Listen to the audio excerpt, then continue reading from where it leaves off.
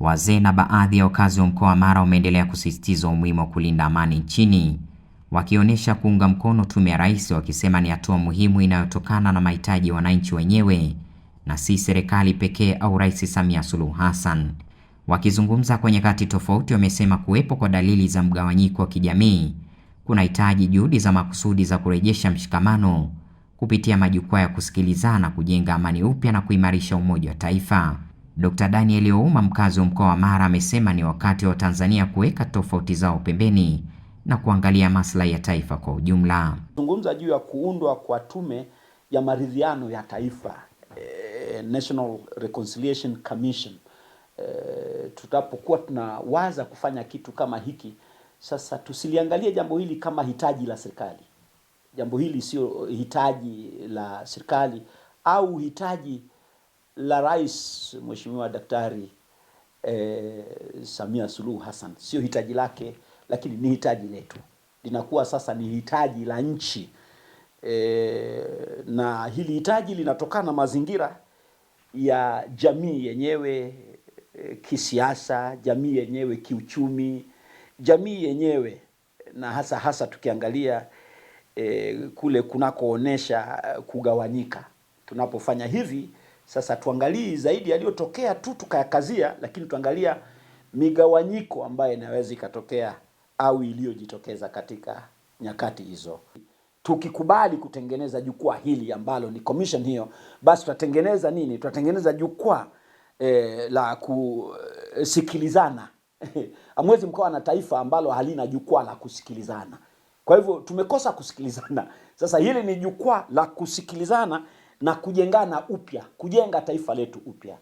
Natarajia kuona kila mmoja akikubali ya kwamba sasa ni wakati wa maridhiano, na kila mmoja ataona umuhimu wa sisi kukaa pamoja, dini zikae pamoja, watu mbalimbali tukae pamoja, na ningehisi ya kwamba ile tume ambayo inazungumziwa kwa maana ya National Reconciliation Commission itakuwa na watu ambao wana uwezo mkubwa. Pataleta watu kutoka katika taasisi mbalimbali, watu ambao ufahamu mbalimbali, watu wa dini, wasioamini na wanaoamini, wenye sheria na wasio na sheria, wanaojua kushauri na wasiojua kushauri, tutakuwa humo ndani. Alafu basi jambo litokee litakalosaidia baadaye yetu iwe njema. Lakini tutaweza tu kuimarisha utawala na sheria na demokrasia ikiwa tutakaa pamoja. Kwa hivyo mimi nawaomba chonde maumivu yote yaliyojitokeza, rabsha ambazo zilijitokeza, kupoteza kuliko jitokeza kule, hakuna anayependa hata mmoja. Kwa upande wao, Juma Masiroli na Mzee Festo Po wamesema utulivu na ushirikiano vinapaswa kuendelea kuwa nguzo ya jamii katika kushughulikia changamoto za kitaifa.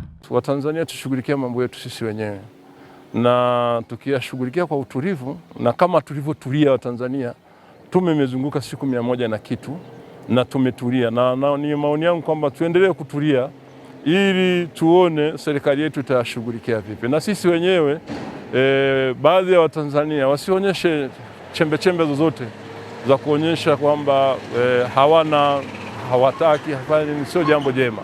Tutulie kama tulivyotulia na tupeane ushirikiano.